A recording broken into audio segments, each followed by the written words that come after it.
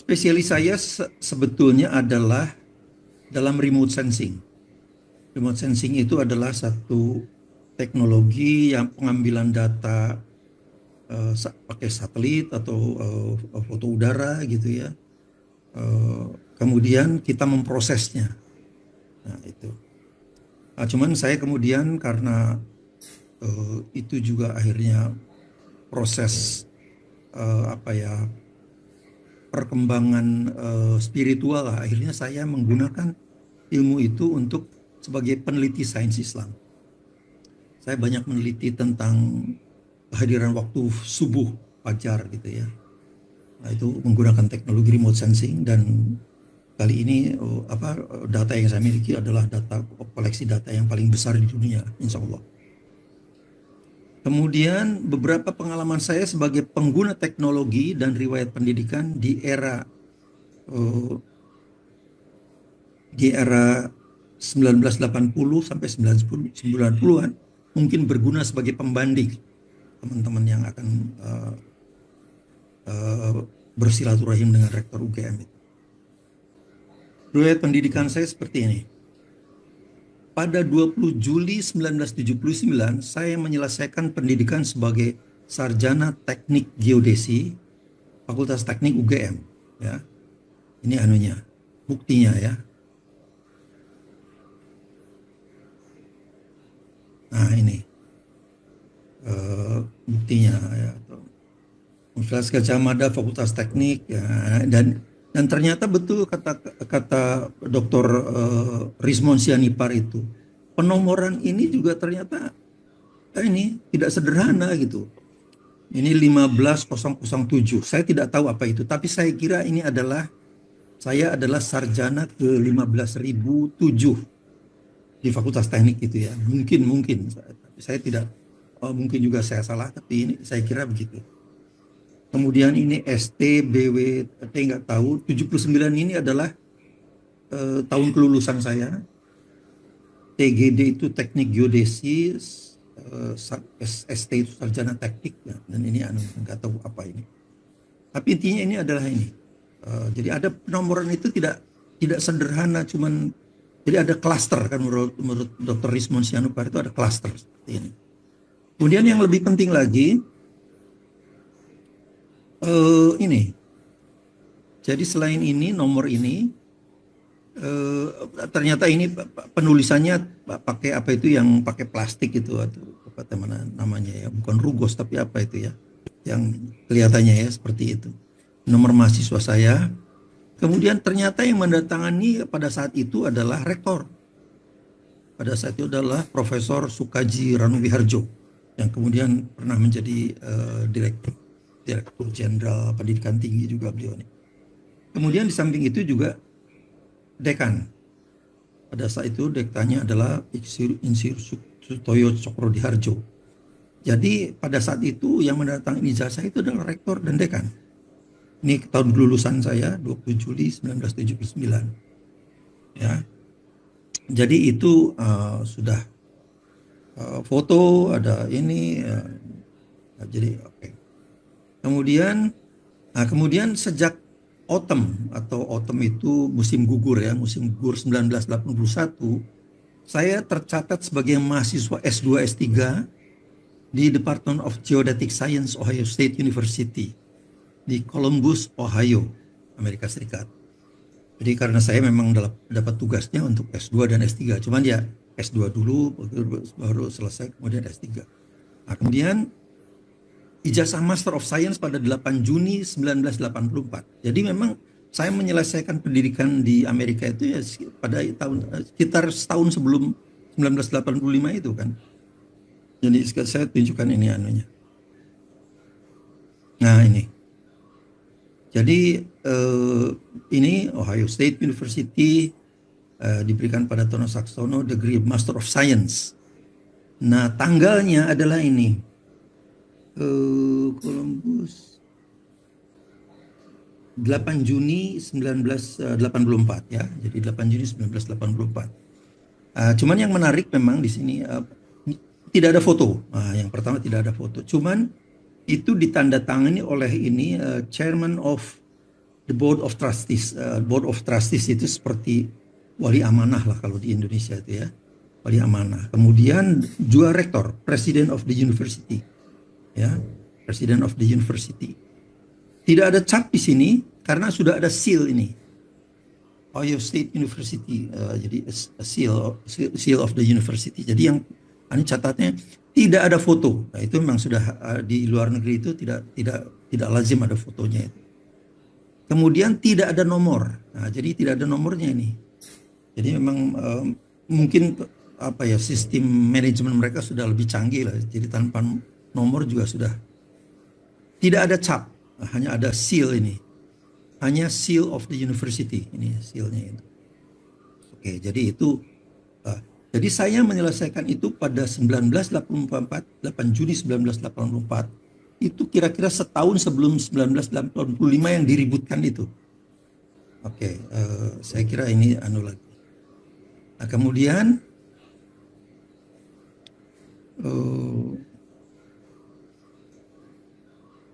jadi ini jasa Master of Science yang tadi saya tunjukkan. Kemudian pada 1980 sampai 1988, karena pembimbing saya di Ohio State itu pindah, beliau jadi profesor di Swiss Federal Institute of Technology, sehingga saya melanjutkan PhD saya, pindah ya gitu, program ke University College London, UCL.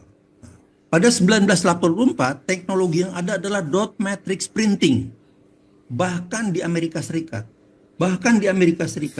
Jadi sangat tidak masuk akal sekali kalau setahun kemudian pada 1985 kemudian Universitas Gadjah Mada menerbitkan lembar pengesahan tesis skripsi itu menggunakan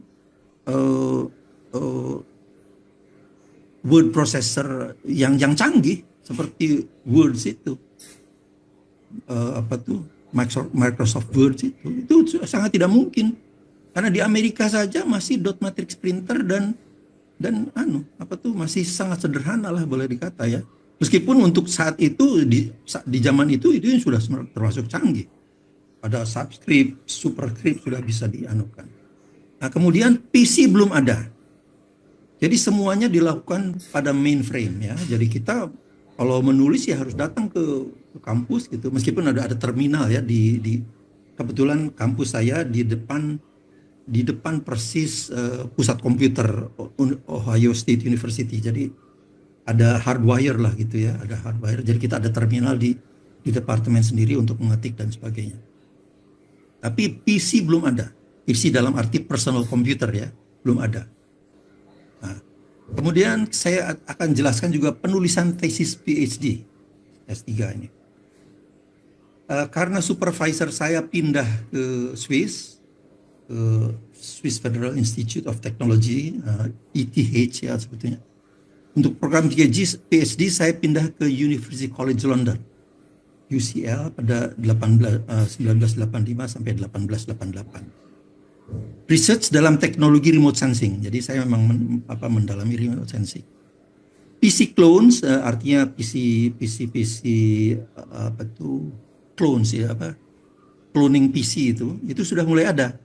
Di antaranya yang saya ingat itu adalah ada Commodore, ada Apricot dan lain-lain ya. Saya yang lainnya saya sudah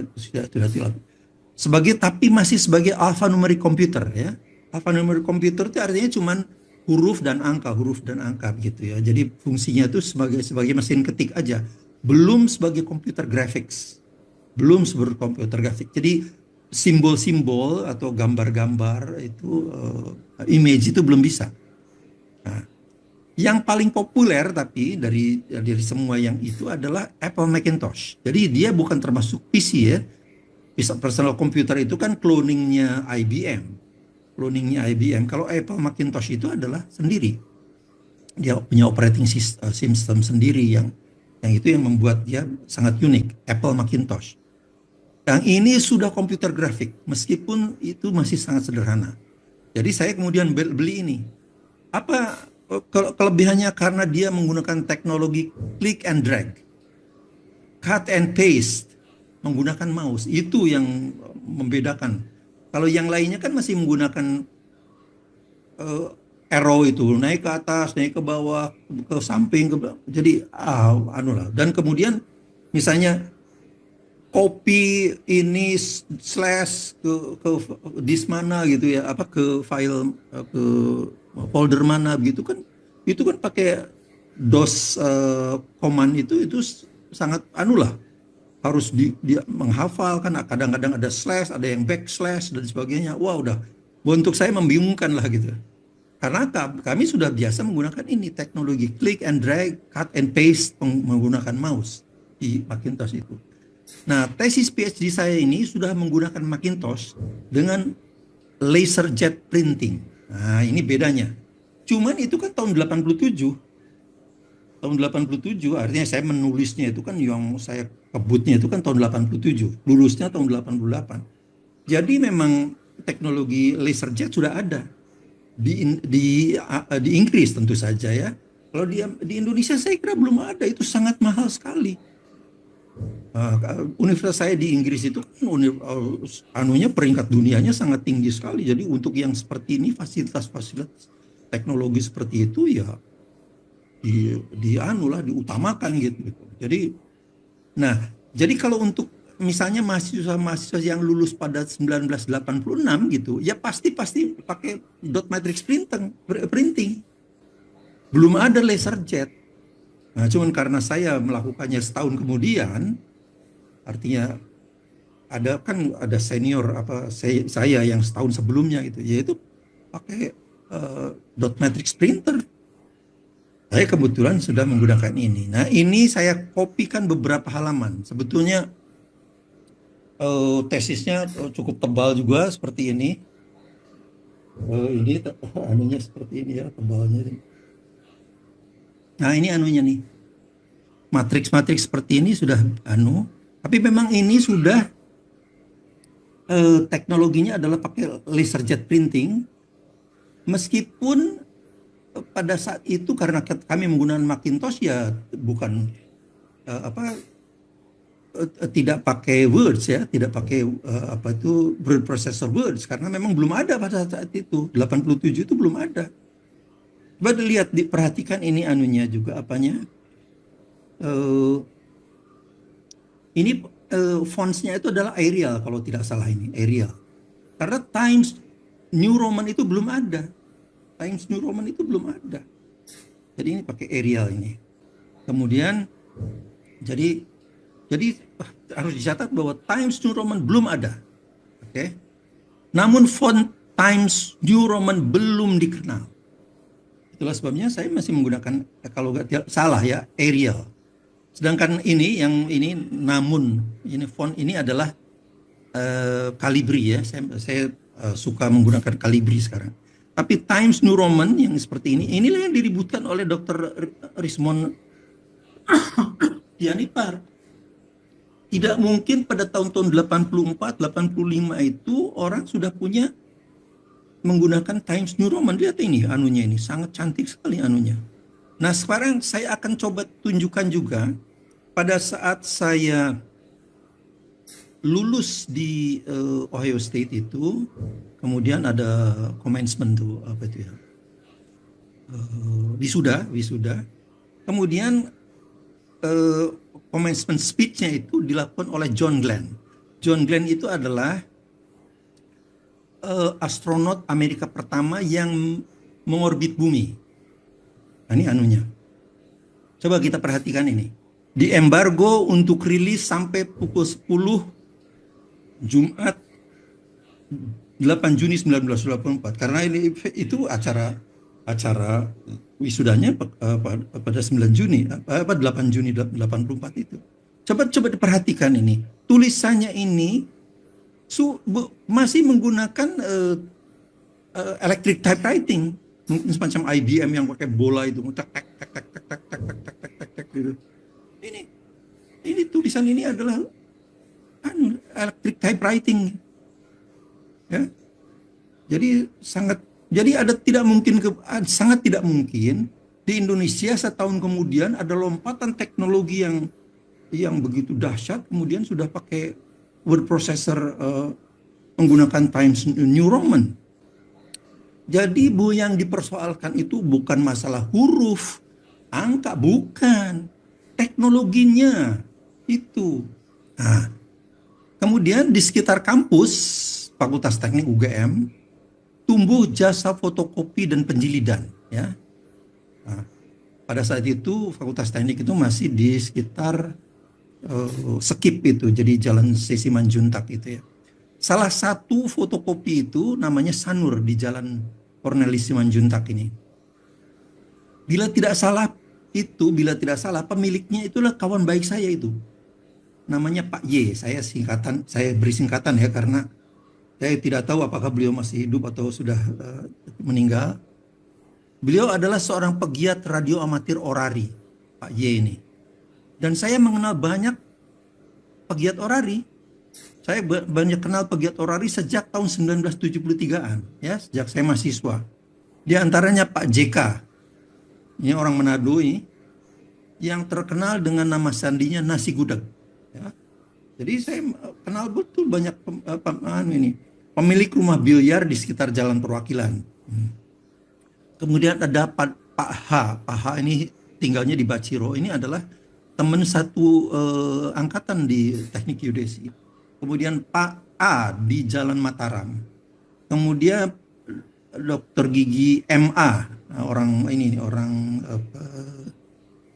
Pontianak ini, yang kemudian beliau menjadi perwira tinggi Angkatan Laut di Jakarta, ya. Jadi banyak sekali teman-teman saya yang seperti itu. Jadi dapat dipastikan belum ada komputer PC yang beroperasi dengan Windows pada tahun 81 sampai 1991 itu. Tidak ada. Tidak ada. Jadi apalagi belum ada font Times New Roman sampai 1991-an. Tidak ada. Saya mengalami operating system Windows 31 itu pada sekitar tahun 1992. Saya ingat betul ini. Mengapa? Ada saya ceritakan. Menjelang sebuah pameran hasil pembangunan besar di area Jakarta Fair, ada sebuah pameran nasional gitu, hasil pembangunan di Jakarta Fair yang dibuka oleh Presiden Soeharto. Itu kira-kira pada tahun 1992-an itu. Di antaranya adalah teknologi dan manajemen kehutanan. Nah ini, di sekitar momen itu saya mengenal tokoh-tokoh Fakultas Kehutanan UGM dan IPB, ya.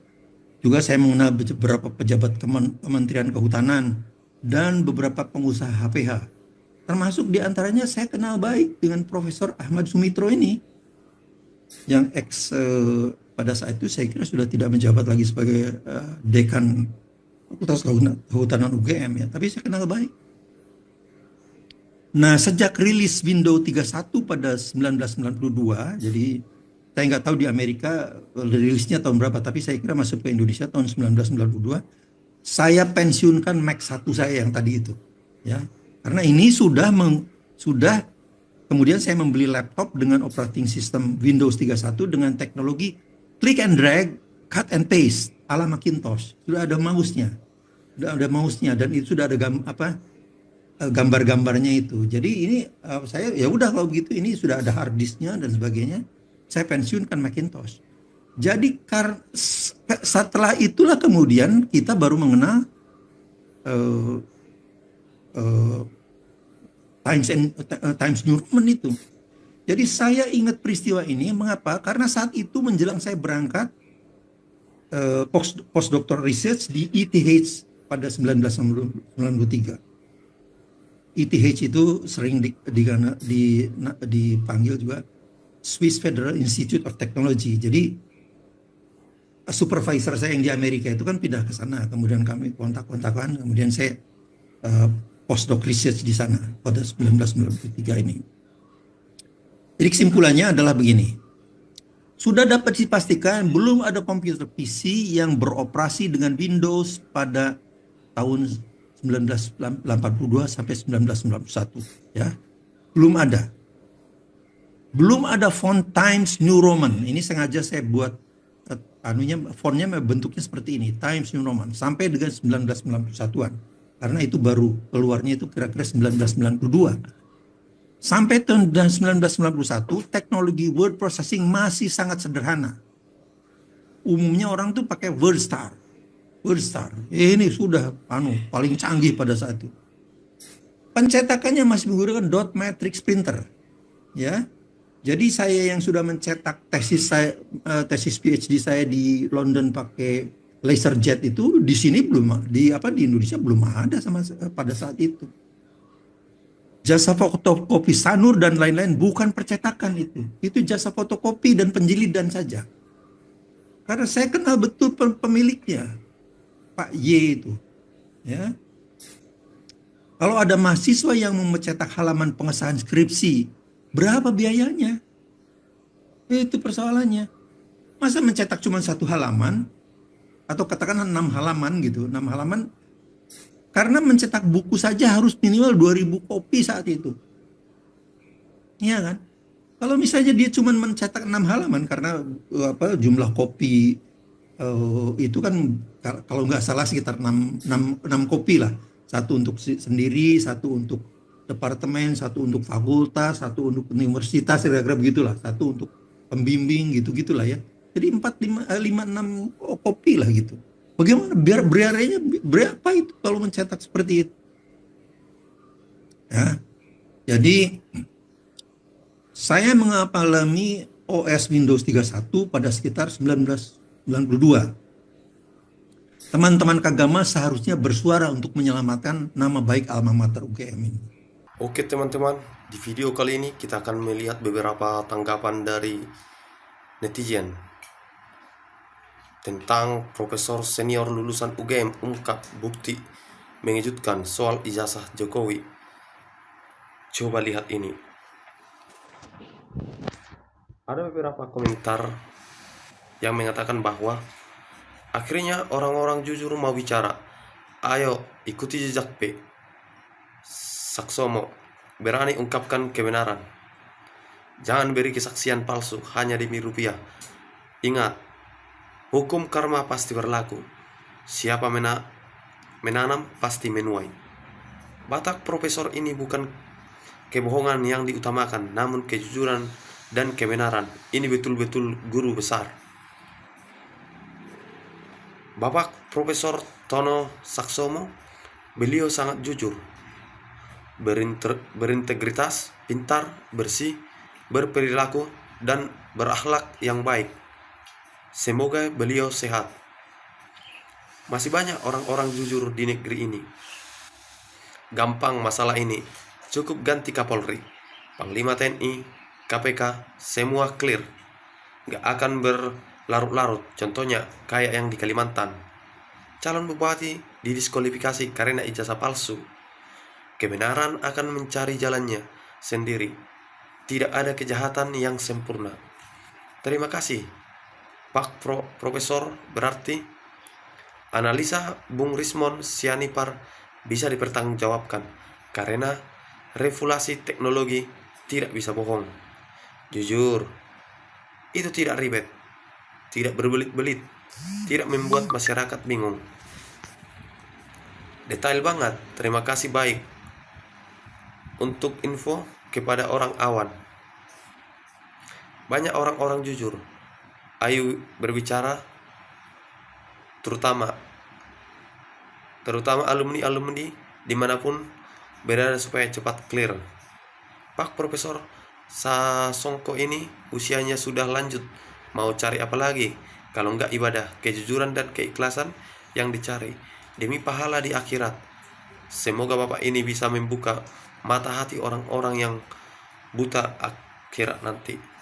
Terima kasih Profesor. Saya bukan siapa-siapa dan tidak memiliki tendensi apa-apa, hanya jujur.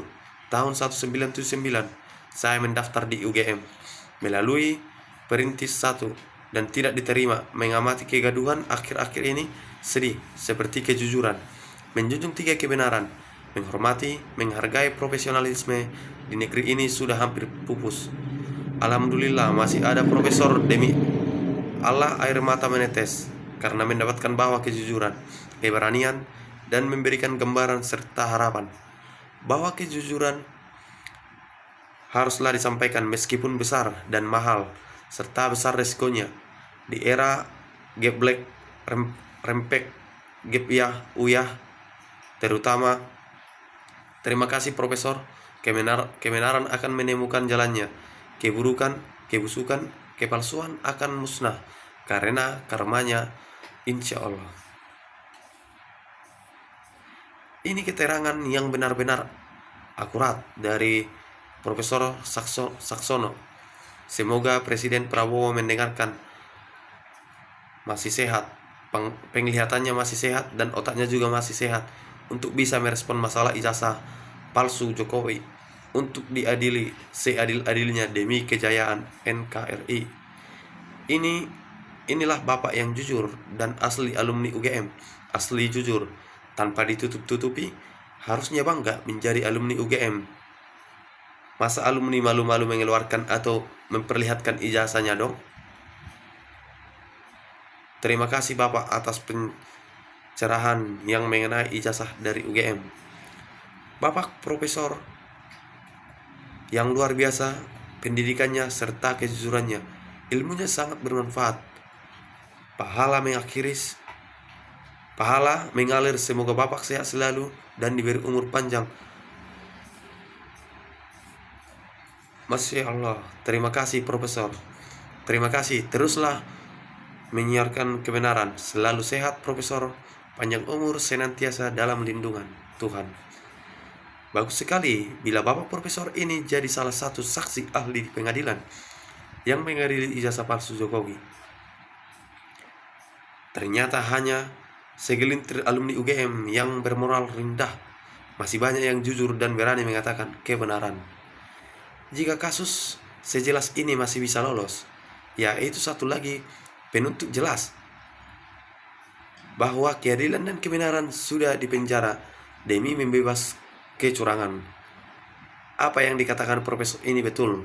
Saya lulus sarjana tahun 1983, masih pakai mesin ketik biasa.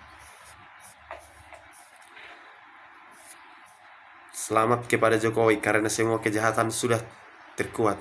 Semoga Jokowi beserta semuanya pendukung segera bertobat agar NKRI segera bisa diselamatkan dari kehancuran.